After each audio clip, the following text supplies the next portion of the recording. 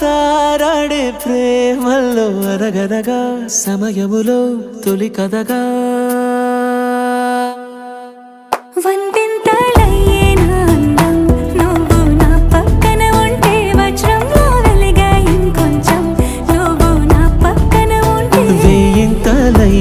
సొగుణం నువ్వు నా పక్కన ఉంటే మంచోళ్ళవుతున్నా మరి కొంచెం